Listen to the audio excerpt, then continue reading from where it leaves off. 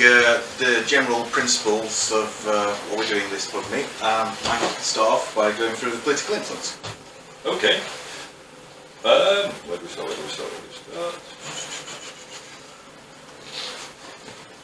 Okay, yeah, political influence. The problem we've got with many of the actions in the game is that you can rinse and repeat them. So if it's good, it's got to work, then basically you send in loads and loads of positions all to do exactly the same thing. Oh, we've got that. Anyway, what happened some years ago was with Dave's character, he basically changed the course of the battle to some degree by sending this political and making a big of a heroic entrance with it. And as a GM, basically I moderated it and gave him some special abilities, stuff like that, and it basically made for a very good story. We thought that's a great idea, let's try and formulise that into the game. So that's kind of where we're going with political influence. As a political, you garner some influence on a weekly basis, and you can use that small resource in order to do specific tasks in the game. That's basically the 12 short bit. Anything else you want to add? No, that's about it. So it's just essentially about actually keeping all the interesting actions to a limit, so we can actually allow more interesting actions to be done by standard. So yeah, if we go on to the ship classes, then essentially the reason for the ship classes is to deal with... we're good at this, aren't we, so far? So basically, cue interruptions. The ship classes is just... hell. Go on now. Take two. Political influence. No, we're fine. This is absolutely fantastic. This is exactly what you sort of suffer from. So ship classes is just essentially a way of condensing ships. It's an interesting way of condensing ships rather than actually just going with, oh, well, we're going to stick ships together and get to 400. The reason for this is we looked into the actual situation with freighters throughout the game, thinking perhaps freighters are the only problem. And so we checked out actually a number of freighters, and yes, the 50 hull freighters are the dominating problem in the game, and yes, we could have actually rectified that by going with a 50 TU jump drive for all light ships. However, the issue with that is that it only actually can actually sort of condense to a certain level, and it's only dealing with the 50 hull freighters rather than dealing with a problem that goes further on and also goes over into other types of ships. So there actually is a definite overload problem in warships, and not everybody will experience this because not everybody will have that number of warships.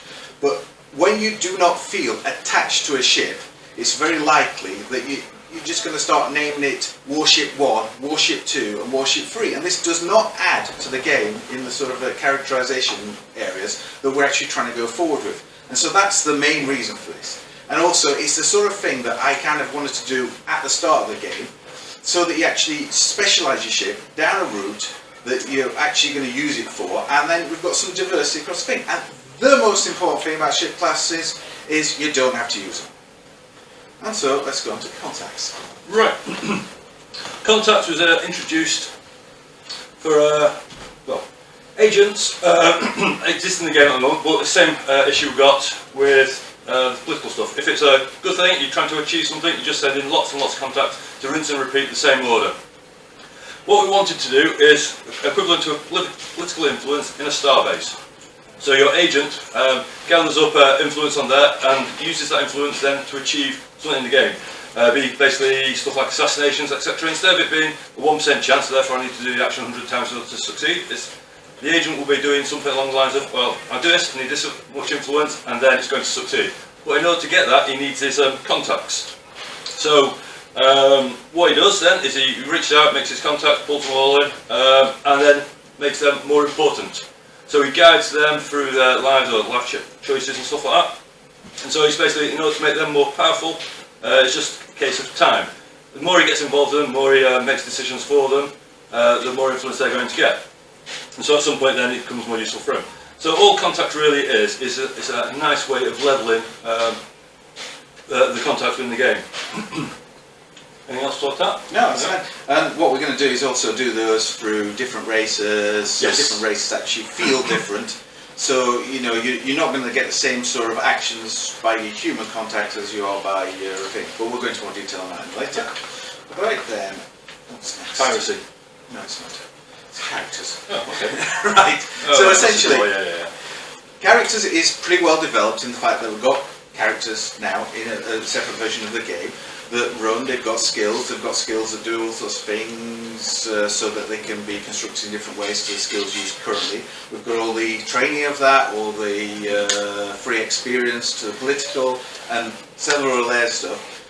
However, what we've not got is the contact system, which is what we've currently been writing, such that that can all be put together to actually use the characters firstly through agent actions. Now, if we've not got something for them to do initially as they go into the game, they don't really add much when we add them in. So that's really the delay on that.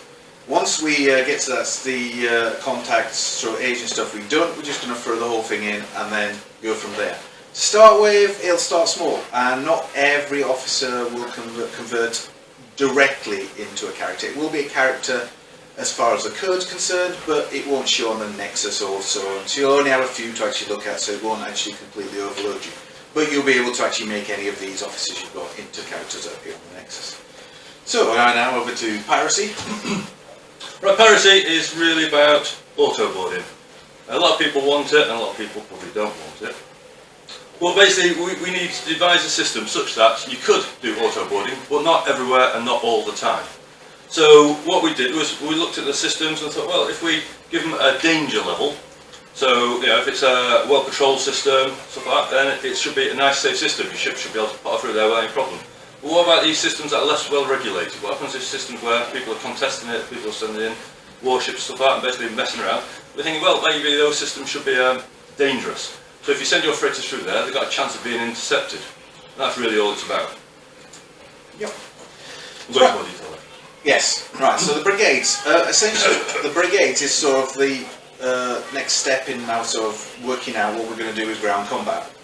Because last year we said we'd come back with a more clear view of what we want to do, and that's what we spent the time with brigades. Essentially it's just about breaking troops down into like large units that you can then move around, and they contain all the stats and experience and training and supplies as well inside that one unit, so you don't have to worry about bringing supplies with those.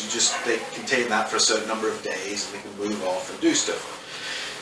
So then the brigades can be sort of broken down, dropped on a planet into one ground party from many ships, retaining their details, and then off they go into the combat. And that will always be better than the brigades that are formed up straight away from troops, from sort of mercenary sort of troops. You're better off having a nice trained brigade that's been ready and waiting and perhaps gone on several campaigns, and that's always going to be better than those sort of green brigades that are just pushed together. Now that's the basis of it. There's quite a lot more to it, and even in the actual details we've not gone into everything because we've not got a complete firm idea of what we want to do, and this is just on the journey towards that. I think that's about it for the actual basics, and now we're going to go and